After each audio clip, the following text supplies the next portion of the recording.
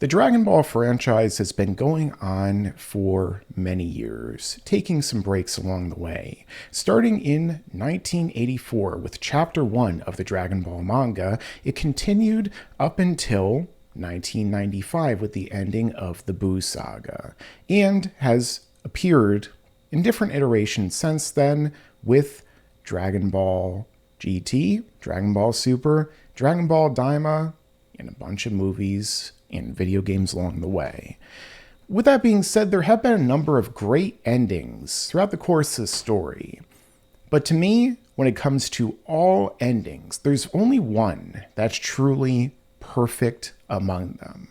One that I believe is the absolute best, and the very chapter and the very ending that Dragon Ball Z should have stopped on. And that's why in this video, I'm going to explain why Dragon Ball Z should have ended with Cell and continue on, well, with this video right here today. So let me get into that very ending as it is, because as you could see right here, it ended in a very different place than the Dragon Ball story began. See, of course, this character right here is the one in Son Goku, the main character who was based on Sun Wukong. In his very first chapter that he appeared, his journey to the West, as it was, and that was the spoof of the story. Along the way, he continued to develop and become a man who had a son, Gohan, Son Gohan, who is the one who would take up this mantle. And all throughout the course of the Cell Saga, we are told this. Now, going into things, let's talk about, of course, the previous ending here. You see, because in Frieza's arc, at the very end, when everyone is on Earth, united, the Namekians, Vegeta is there, along with those who survived the entire encounter and went on the entire journey to resurrect their friends. This is one that is often cited as being the best ending and the place that people think Dragon Ball Z should have ended, where we have the revelation that Goku, the legendary Super Saiyan, is now not dead, in fact, but still alive. And they can't bring him back to the planet because he's off training. In the anime, this is even more epic and climactic because it actually kind of leaves that episode off in that way. Then they go on to the Garlic Jr. saga before getting into the Mecha Frieza arc. So a lot, well, not really, like the Cell arc, but Mecha Frieza's little mini arc where he's there for 2 chapters and episodes, and then he dies. But either way, with that being said, it's way more separated there. But that's not the case in the manga. As a matter of fact, in the very same chapter, what happens? Where they wish everybody back, there's a time skip, Goku still hasn't returned, but in the same chapter, they sense that Frieza's coming with his father to destroy the planet. So Toriyama did not end things off conclusively in that episode like the anime, and that's one of the biggest reasons I think this is not the perfect or the best ending for Dragon Ball Z, or where it should have ended, like many people have insisted over the years, especially people who prefer this arc to what came afterward. Because the truth is that there was so much left up in the air. Gohan, while he never really had a true epic conclusion with his hidden power, it just kind of helped him in the previous arc and the one that was just ending here to fight against Frieza. And inevitably, Goku was the one who became the Super Saiyan in order to best him. Not just that, but Vegeta, well, he's just kind of there now after being brought back. He hasn't had a real conclusion to his story. He didn't beat Frieza. He hasn't shown Goku defeat or surpassed him as a Super Saiyan, which is the whole reason why he goes on to train and everything in the following time.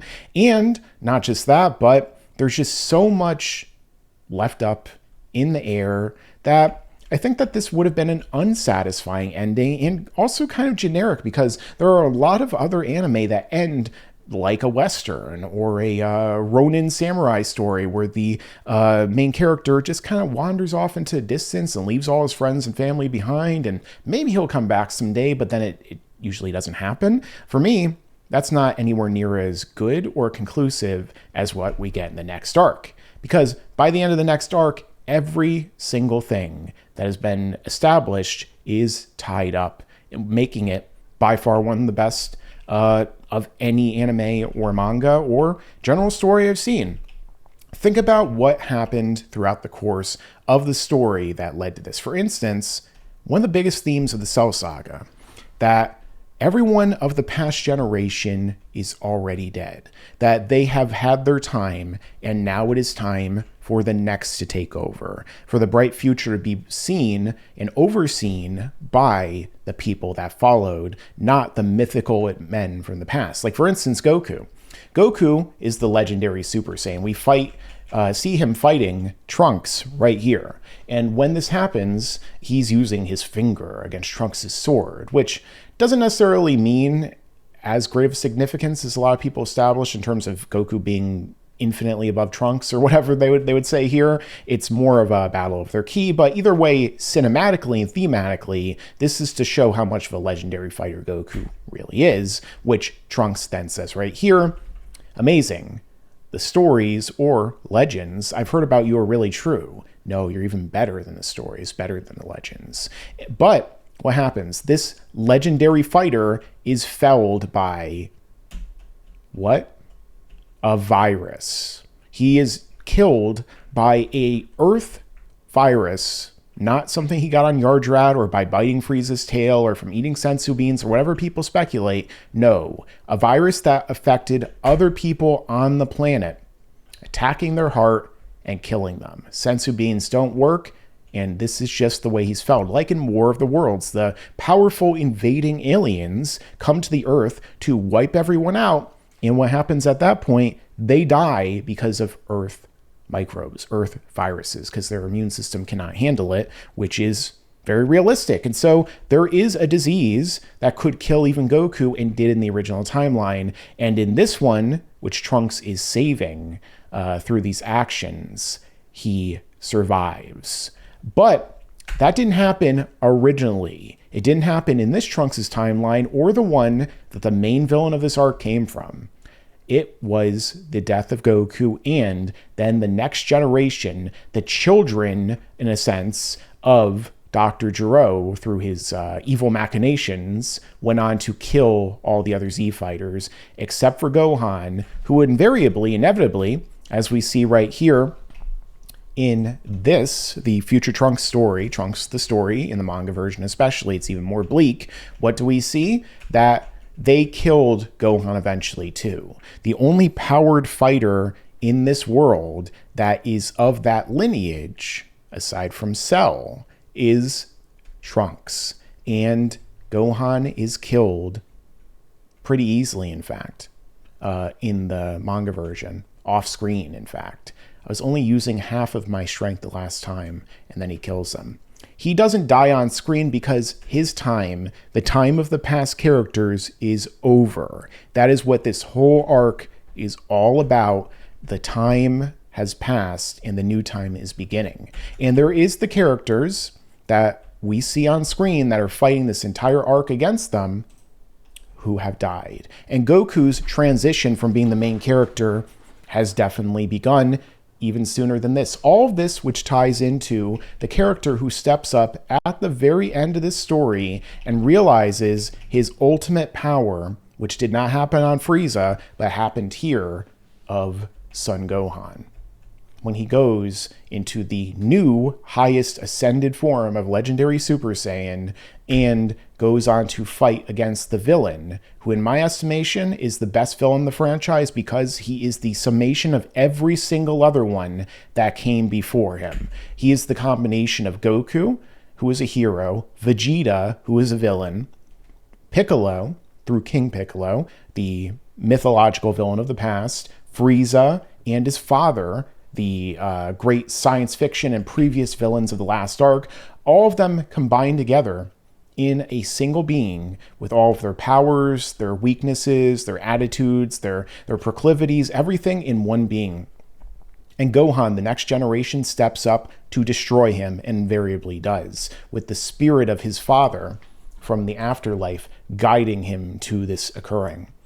But even before Goku's death here, his second death, What happened? Well, it was foreshadowed for Gohan to step up and replace him as the main character the entire time. After all, let's look to the very first introduction of Gohan.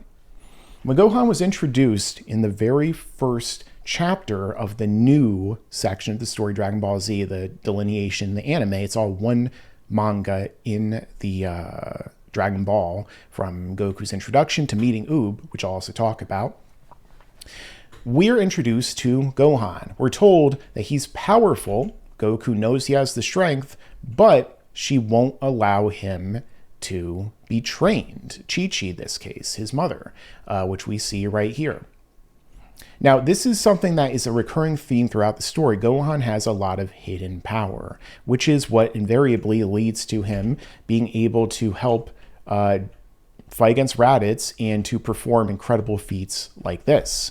After the death of Goku, the main character dies. He goes on his afterlife journey and adventure, which we go on to see right around here at the end of their fight. This is the speed I normally read everything at. The character dies, but the new one being trained is Gohan. Now, notice how right at the start of the training, how does Toriyama draw Gohan? He draws him as Son Wukong. He draws him as Goku was envisioned in the very first chapter of the Dragon Ball manga, in the very same clothes as the character from Journey to the West. And he not only does this to parallel him with Goku, even giving him Sun Wukong's own power pole, but he also draws him paralleling his father in the manga. As you can see right here, they are both in the same fighting stance, training for the upcoming battle, the same outfit, which is Goku's iconic heroic outfit, the very same one that Gohan puts on at the end of the Buu saga, well, pretty close to it, at the end of Gohan's involvement for the most part. And he is clearly, again, paralleling the two of them and positioning Gohan to be the main character of the story. I mean, let's keep going. What happens in the very next events that transpire? Well, one of the things I could bring up is the fact that Toriyama also gave Gohan the same transformation as Goku that allowed him to overcome the first main villain that Goku encountered, of course, being the Ozaru, the Great Ape. And what happens at the very end of this arc? Is it Goku who beats Vegeta? No, it's Gohan. Gohan is the one who overcomes that main villain. This ties into, of course, what we see in the next arc, the progression of Gohan's character as the main character. We see right here, who is the main character of the Frieza arc for most of it? It's not Goku, because Goku is injured at the end of the last fight. He is in the hospital for most of it. So the main characters are Gohan, Bulma, and Krillin, with Vegeta being the main kind of anti-villain at the time. He's in between the heroes and the villains for most of it, but he is one of their antagonists. And the big bad villain being Frieza. For most of the arc, Goku is incapacitated. Even when he shows up and he defeats most of the Ginyu Force, he gets his body taken over, he gets put in a healing chamber, and he's not involved in most of the final fight up until he shows up as the heroic saving villain at the end, or the saving and protagonist, the villain to the villain, basically. And he goes on to become the legendary Super Saiyan, defeat him. But again, for most of this arc, he is not the main character. Gohan is one of three, slowly again transitioning into what we see in the next arc, the theme of everything taking over. Toriyama, throughout the course of the next arc, showed that Gohan was paralleling Cell. For instance, when Cell goes on to power up to fight against Vegeta, we're seeing this in this instance paralleled against Gohan, who is powering up to try and become a Super Saiyan for the first time in the hyperbolic time chamber. Goku says, imagine that Piccolo or him were killed by Cell.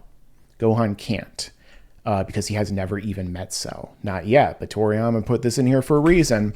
He goes to power up to Super Saiyan, thinking about how Frieza was killing them, but he couldn't. Well, guess what? Another failed power-up happens here. Cell goes to full power and gets wrecked by Vegeta because he's nothing by comparison. And guess what? The very same shot is also echoed later in the fight between between Gohan and Cell. But think about this later in the very same fight. What happens? Well, we see that Vegeta, he allows Cell to become perfect. He thinks that he could take him. Well, spoilers, he can't. Even with Vegeta's technique, especially with that one. And so what happens is that, well, he, at the same time, he becomes perfect. This is also, again, by Toriyama visually paralleling Gohan achieving Super Saiyan. We have Cell is perfect. Gohan is finally a Super Saiyan for the first time. This is almost like, you could argue, in the narrative, like Cell's mastered version of his form, like his full power version of who he is meant to be. He has manifested himself to the highest level, like, for instance, when Goku and Gohan exit the time chamber after realizing the flaws inherent in some of these combat abilities, such as the grades 2 and 3 of the Super Saiyan. He comes out as a mastered Super Saiyan, which is what actually leads to the battle between Goku and Cell. Now, Goku, remember, for most of this arc, had actually been sidelined again, just like in the Frieza saga. For most of the arc, he wasn't the main character again, like people will always insist he's the only main character of the story. No, he barely was even here for a lot of the arc. And when he recovered from the heart virus, what does he do? He goes into the time chamber with Gohan, and he trains him up for the battle to come.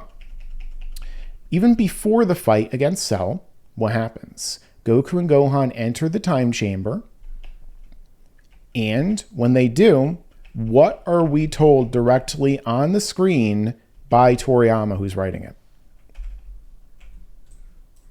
I want to overcome the limitations of a Super Saiyan and become stronger than anyone else.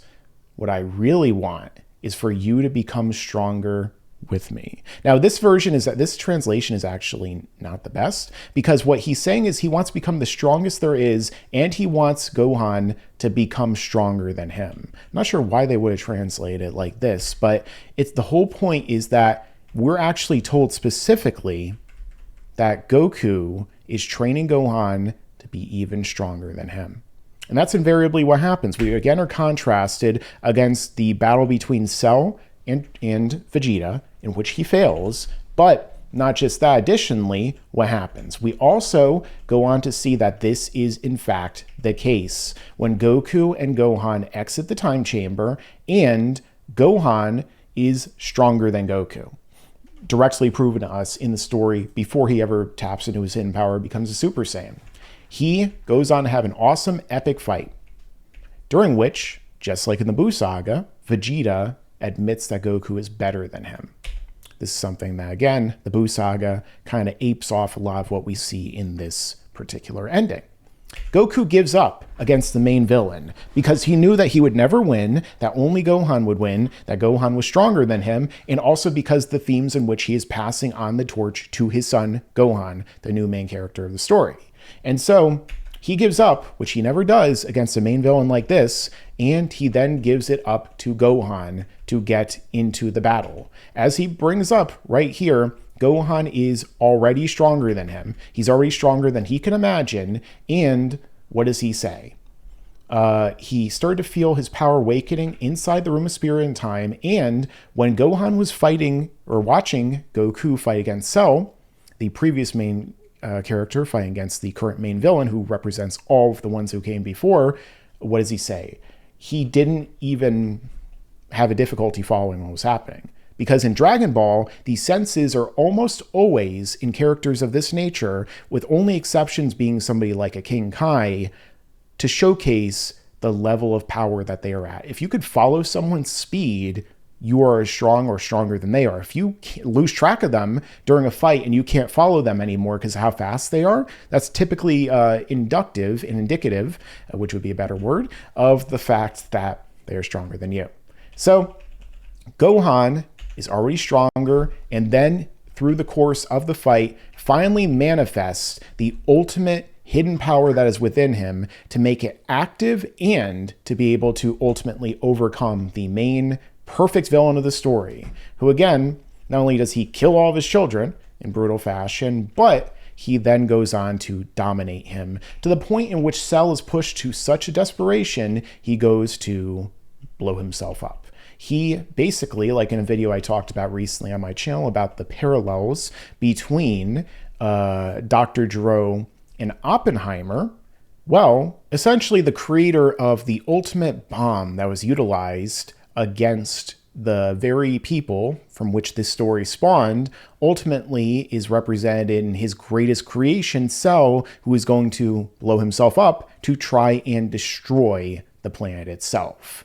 Also, kind of, again, like Godzilla, as I mentioned in that video, who is representative in many ways, you can argue, of the nuclear devastation of Japan, along with the ramifications of the fallout and other negative cultural impacts on it. A lot of anime, you could say, is a direct response to that, with the characters becoming so powerful that they could destroy anything, and the villains are the ones who will ultimately destroy everything else in sight. So there's so much great themes in this storyline. The theme of people of slaves, like the androids, who have been created by Dr. Gero in order for them to be able to serve to conquer the world and to replace them with new life forms like Cell, who can even reproduce on his own. I've talked about a lot of this in videos over the years, which is why I think that, again, this is probably the deepest and richest themes of the entire franchise as well, in terms of not only the execution, but so many elements and aspects that Toriyama incorporates along the way. And again, much, if not all of which, is encapsulated in this one villain. And Goku, this is his great heroic exit from the story as well, because Goku sacrifices himself with the technique that he was introduced with at the start of this arc, reintroduced to the characters and the audience with instant transmission, teleportation, and he heroically sacrifices his life and unfortunately the lives of Kinkai, Bubbles, in the anime Gregory, and if you think plants are alive, his planet, in order to save the Earth and probably the entire universe. And so this is something too that Toriyama actually calls back to the very start of the story, in which Goku is training with Master Roshi. People always want to talk about, Toriyama doesn't remember, Toriyama's bad memory, and so on and so forth. But that's not really true if you read the manga. He liked to play that up, but when you really look at it, there's a lot of stuff that Toriyama clearly remembered, especially in this arc. The very first chapter that we see Goku meeting King Kai, for instance, and training with him is the very same art that he uses when Goku visits King Kai in this arc. He's calling back directly to the very first arc in which Goku trains with Roshi, which is the second arc at this point, and the clothing that he was wearing, and comparing it to the entire story. This is Goku's farewell. He wasn't supposed to come back, guys, and that's something that Toriyama makes a major part of this. But as I said, throughout the whole course of the story too, Goku had already shifted toward, he was the greatest martial artist on the earth, the legendary Super Saiyan who defeated the Emperor of the Universe. Well, he also in this case now is training the next generation, because his storyline is over. The only thing other than being a fighter and a warrior that he could be, because he's already reached the highest heights he's going to reach, are, well, until Super and all these other ones, are, guess what? Well, in this case, it is indicative of going on to the next journey or being a master. But within the course of the story that Toriyama was telling, Goku serves the master role to his son, the one who takes on the helm of the warrior of the earth, the greatest champion at the time, the hero, in not necessarily in like a goody two-shoes sort of way like people seem to generally view it, but in a way of like being the heroic champion and fighter of the universe at this point, who defeated its greatest villain and achieved the legendary form that his people never really can, aside from every 1,000 years until the next arc again. But the thing is that his journey was over. he was played out. He was done. So this is the absolute best ending you can get from him. I mean, people love Goku even now, decades later, and his new power-ups and everything, and none of it have anywhere near as much meaning as this single scene and this ending in which he sacrifices himself. This is the absolute best way for Goku to go out, not just here, but then at the very end of the story. What happens there too? Well, after Gohan has, with the guidance of his father, let's go right here, we see that he defeats Cell. Cell blows himself up, as I just showed you, and he comes back even stronger than ever. Another epic twist as well. But Gohan, after we see some development from Vegeta, I still have to get in him. This is quite an in-depth video, deep dive, right? Well, guess what? Gohan goes on to, with the guidance of his father, the previous hero from beyond the grave, the new hero, the new champion, defeats and destroys the character indicative of all of it. But that is meant to be Goku's last part of the story. We even see this. The grand finale. Toriyama wrote this as a real ending to the story. And Goku, he symbolizes that.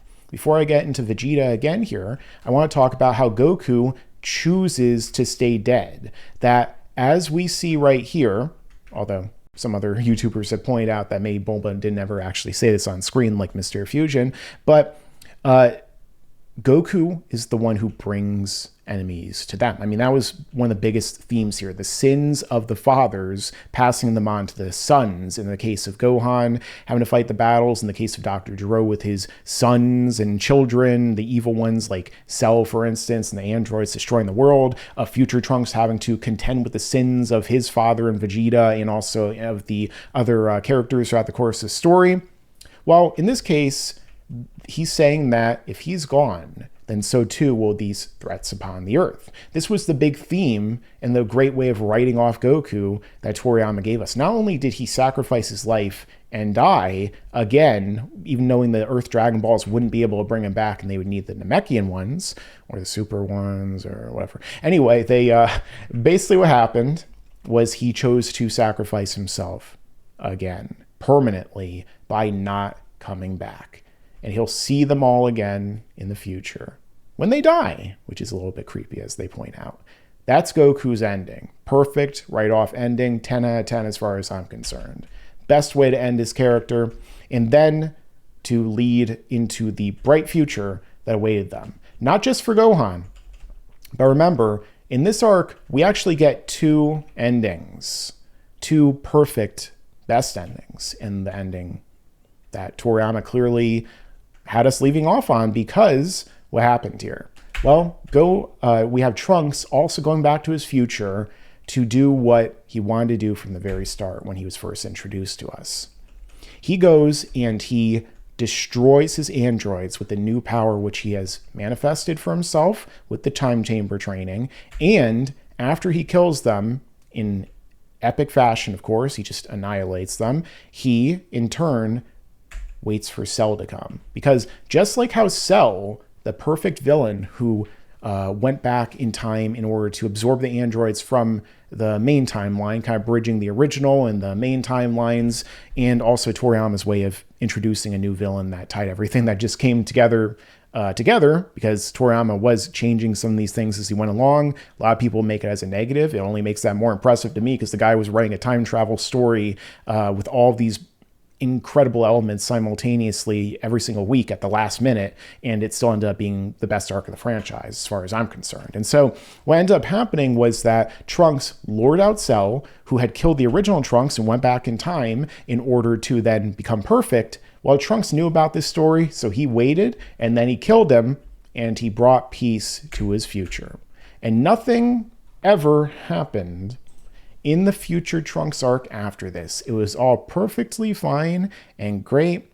And Trunks, he lived happily ever after in the exact same timeline with his mom and with his friends. And he rebuilt the world. He went to New Namek and he brought back Gohan and everyone other than Goku, probably because he died of a heart virus, but everybody else. And he got to pal around with his dad, who he can keep in line if he needed to, because he's a lot stronger now. And it was a great, happy, perfect future. And that's all that happened. This was the second best ending that we got in a row. Toriyama was like, you know what? I'm already releasing fire right here. I'm going to burn down the whole manga industry with how awesome I'm writing this story right now. So let me give you another amazing ending.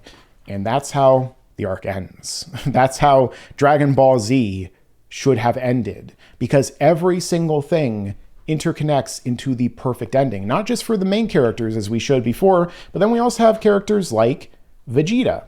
Now, a lot of people over the course of time with the Buu saga, they always point out, oh, Vegeta's character development, it was so great. But the story started with some development for Vegeta. He had chilled out and calmed down and so on and so forth. But then he went Majin, regressing his entire character just because he wanted to fight Goku. And then he dies. And then it's just like he admits that Goku is better than him. But that's not the first time he did this. In fact, he does it during Goku's fight against Cell, as we could see right when I show it to you on the screen. He says right here, right before Goku gives up, he admires Goku. He trained as hard as he could. He could never surpass him. He's a genius, and he is someone who's always just been a step ahead of Vegeta ever since, well, I mean, to be fair, there's a lot of times where Vegeta surpassed him, which I talked about in my video on my channel. But he already admitted this. And by the end of the arc, Vegeta realizes the errors of his pride. He realizes what ultimately it led him to ruin, to failure, and almost ended everything because of his own weakness, his own foolishness. He realizes to love and respect his son, and thus is not a totally evil, selfish, heartless man anymore. And he fights on his behalf. But ultimately, because of, for instance, one technique that we're seeing right here, which is very popular these days, which is Vegeta's technique, it fails because the fact that he can't, well, ever get the job done, especially with the main villain. And he apologizes to Gohan because of his actions, because of the fact that he just ended up being a liability. The first time we hear Vegeta apologizing, really, he's apologizing to Gohan because of this. And then by the very end, well, what happens again with Vegeta's character, he, after the death of Cell and the defeat, as he sees it as of him, he decides that he's just done. He will no longer fight again. Goku's death at his own hands, by sacrificing himself, really by Cell's hands, ended up being the very thing that led Vegeta to give up fighting, because he couldn't bear the contradiction anymore. It's like Shinobu Sensui in Yu Yu Hakusho, wherein he just splits, he breaks because of the contradiction which he is observing. In this case, we see that Vegeta, he's done. He has fought enough at this point in the story that he realizes that no matter how strong he's become, that invariably he just will never live up to Goku. He'll never live up to Gohan. And so he is done. And that, a lot of people don't like that. They think that Vegeta should just admit that Goku is better and then just keep training and fighting forever because that's what they want to see him from. But Vegeta's entire purpose of fighting at this point in the story was never because he was doing it for the right reasons. He was always doing it for the wrong. Why should he be a martial artist and continue forever when he is only doing it to assert his own dominance, to pretend that he is the strongest there is, in order to become the emperor of the universe, to kill anyone in his way? He's doing it all for the wrong reasons, for evil. And so as a result, Vegeta giving up fighting is actually a perfect ending for his character, because the fact that he only did it for the wrong reasons. And thus, by the end, the last time we see Vegeta in this arc, he's just dressed in normal clothes again, and he's doing a send-off to his son, showing him respect as his son goes on to be the fighter of the future, not him, because Vegeta's time is also over. He was also supposed to be dead. The other people, they got spared in the end. All these characters, they all were dead, with the exception of Bulma in the original timeline. Cell killed this Trunks, the original one, at the very end. Not this one literally, but that one. All of them are dead. All of them are spared for a bright future, but they're not supposed to be there anymore. Only Trunks really makes the most sense, alongside Gohan, to be taking up that mantle of the future. And really, think about it like this. This ending perfectly sums up everything that I've said thus far. It is the best ending of the franchise. But why did it need to continue after this? Of course it did. Next week, there was another chapter. in which Toriyama specifically ushered in the new era of what was to come. You could see on screen in this chibi art style him having Master Roshi tell the audience, Dragon Ball isn't over yet. Sure, Goku's gone, but that kid of his will take his place. Gohan is the new main character. This is basically a new story, a new manga at this point. We have it talking about what happened before. As arcs tend to do moving forward, people will be people, and they haven't learned from the errors of their mistakes. Gohan now has the Kinto-un, just like Goku did, again showing that he's the main character, and going on his adventure to become a child, to go to high school and to graduate and meet new people and everything like that. It basically is a different manga, a different story at this point in time, despite being a part of the same thing. But when this happened, it didn't go too well for most people who watch the story. They don't actually like this early part of Gohan as the great Saiyan man. They don't like that he regressed in power, as Vegeta talks about here, that he, is not really training and keeping up in times of peace. It felt like it just went in the wrong direction. And by the end of this, what ends up happening? Well, not only is Gohan weaker, not only does Gohan lose to the main villain and is barely even involved in the narrative for most of it, but when Gohan again gets his potential unlocked again, this time with another ritual that another god will give him, in this case in order to just make him strong without needing a Super Saiyan form anymore, what does this lead to? Well, he's stronger now than ever. He's stronger than Goku again, just like in the Cell Saga, and this lasts for about a chapter, because Gohan doesn't win. It doesn't mean anything. Everything that got built up to with Gohan, invariably the ball is dropped. It all ends up being a failure, and all of the power is just absorbed into the new villain.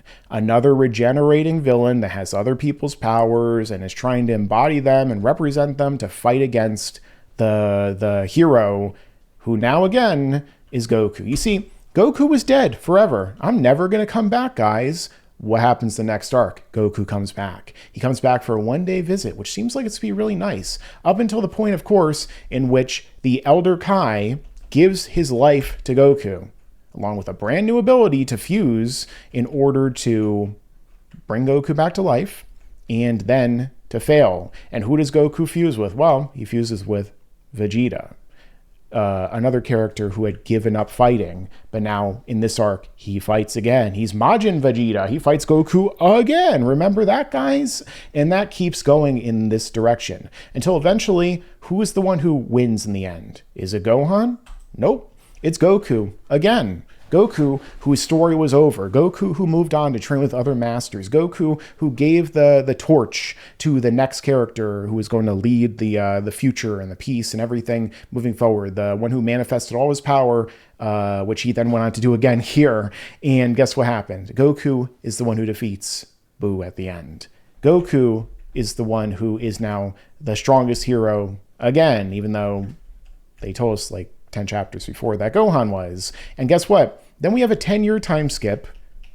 So we just skip over 10 years of time in which all the development and interesting aspects could have happened. And, well, what happens? At the very end, is Gohan the main character still? Is Gohan the one who is going to defend the Earth and so on and so forth? No, it's Kid Boo's resurrection. It's his reincarnation, Oob. Goku gives him the Kinto-un in Toriyama's new version of the story. Goku gives this random kid, instead of his own son, the training and the tutelage, and he flies off with him into the future, and everybody waves goodbye. And none of this is anywhere near as good or as compelling as what we just saw before right here. The idea of the better, brighter future to come is better than anything else that has ever happened after the Cell Saga. Everything else has been downhill from the Cell Saga. Dragon Ball GT. Most people feel it's a failure. in terms of ratings, it fell off after Goku was turned into a kid. Again, it regressed the storyline by making Goku into a child and going along on a new adventure where he's the main character and everything ultimately comes down to him winning and saving the day and not moving forward with the story, not leaving him dead and not allowing him to become an old ancient master like Toriyama drew many years ago. It just was more of the same, nowhere near as good as what came before that Toriyama himself did. I enjoy a lot of GT. A lot of fans love GT. That's fine. You can enjoy it, but it's not as good as what came before. Dragon Ball, Yo-Son Goku and his friends return. A fun little story that popped up, but again, same problems. Battle of Gods. Goku is still the main character, becomes a Super Saiyan God, a brand new form, even though Toriyama was doing away with them at the end of the Buu Saga. But even then, that new form is nowhere near as interesting or compelling as what we get in this arc right here, in which Gohan achieves Super Saiyan 2 and becomes the new champion, the most powerful hero, the one who was looking forward to something better. Instead, we end up getting something worse. Dragon Ball Z Resurrection F, even worse. Dragon Ball Super, even worse, because an entire series, and guess what? Goku is the main character along with Vegeta. Gohan jumps in and out of, I'm training, I'm not, I'm strong, I'm weak, the whole time, just fumbling the ball with him the entire storyline, and it just doesn't end up being good. It ends up being bad for the most part. People will watch Dragon Ball Super's clips on the internet and they'll say that this is the best, Dragon Ball ever, or they just don't remember most of it. They don't even remember that Dragon Ball Super takes place during the time skip between Goku defeating Kid Buu and Oob, meaning that every single thing is just going to lead to what we got at the end of the manga anyway, making it all irrelevant. They don't realize any of it. They'll just buy into it and say that's great. Same thing with Dragon Ball Daima. I enjoyed a lot of Daima. I thought it ended up being pretty good, but is it as good as the Cell Saga? No, it isn't. Nothing afterward has even come close. And that's why for me, Dragon Ball Z should have ended with Cell, because nothing ever after Cell was anywhere near as good as this arc in which it should have ended. And quite frankly, if they decided to continue in the future, it would have been better, because Toriyama was so burnt out by the time of the Buu Saga. He didn't even really want to keep doing it anymore. He's talked about this, and his editors have talked about it too. That's why the Buu Saga is such a mess. Also because his editor wasn't as good as the editor that he had, whether it be Torishima or the editor in which he had from the Saiyan Saga through the Cell Saga. And so he just let Toriyama kind of do whatever he wanted, and it just didn't end up being anywhere near as good. None of the bullet points that Toriyama's given the other people who aren't as talented to him, like Toyotaro and Toei and Shueisha and Naho Oishi or anything like that, have ever been anywhere near as good as what Toriyama himself made in the manga in the 80s and 90s. And it just goes on from there, all the reasons compounding and building up mountains and mountains as to why the manga and the anime should have stopped here. Because if Toriyama got time to breathe, if he got time to rest, if he was able to come back and he was able to really not be burnt out anymore and give it his all, the Buu Saga would have been 1,000 times better. It might have been better than the Cell Saga. We might have had way more with Gohan because he actually had more time to think about what he would do with his character moving forward. The audience would have been more receptive with a break and, absence making the heart grow fonder to what he ended up doing with Gohan at first, and rather than just kind of going to a tournament, then going to another villain with another god and all the same redundancies that we got throughout the course of the arc. And he probably wouldn't have just stopped with a lackluster, disappointing ending like at the end of the Dragon Ball Z manga, the Dragon Ball manga, but for English readers and speakers, you'll see Z. I mean, even behind me, it splits in the English releases. And so it would have, if they had just stopped here with Dragon Ball Z, even if afterward it wasn't as good, we could still separate it like people do for the Star Wars original trilogy and the sequels, or even the prequels for the people who don't like them, like we could do for so many other franchises. This is one thing, and this is great. This other thing that came afterward, it isn't, but we can cut it off. And that's one of the things that people also, I think that ties into a lot of this, because Dragon Ball is still ongoing in some regards, even after Toriyama has unfortunately passed away. And it's one of the things that people keep asking for more Super. They keep asking for more of this and more of that. And maybe by the time you're watching this in the future, there already will be that. But the thing is that sometimes things really just need to end. People need to learn how to move on and let go and go on to the next things in their lives. They go on to the next thing that they can really truly enjoy and feel passionate about. And others shouldn't let them stop. Others should respect that. They should move on themselves. They should go on and enjoy other things as well too. Other content, other movies, other TV shows, books, music, new genres, new experiences in life. Things have their time, they have their season, and then they move on to the next one. And that's ultimately what Dragon Ball should have done. Should it still be around 40 plus years later, or should it only be around in the people who are going back and reading it for the first time, watching it for the first time, enjoying it for the epic anime masterpiece that it was, anime and manga, that ultimately it is such an inspirational, influential storyline that when it comes back these days, isn't as good as much of the stuff that inspired. If it had just ended with the Cell Saga, then most of this never would have happened. Then most of these extra stories never would have needed to be made. Or if they were, we still could have, well, this Dragon Ball Z and the next adventures to come, hey, maybe they'd be even better. I would certainly hope so. But at the same time, it is a matter of if something needs to end, I think this is the absolute best one and the place it should have done. And hey, that's not just coming from somebody who is a fan of Cell, Gohan, and the Cell games as being my favorite sections and characters and elements of the Dragon Ball franchise, plus Terminator. I mean, you know I love that movie. And so it's just ultimately what I think is the best way you could have gone about it. But that's what I think. So that being said, now it's time for you guys to let me know what you think down below. Thanks for watching, and until we meet again. Y'all, and you better subscribe.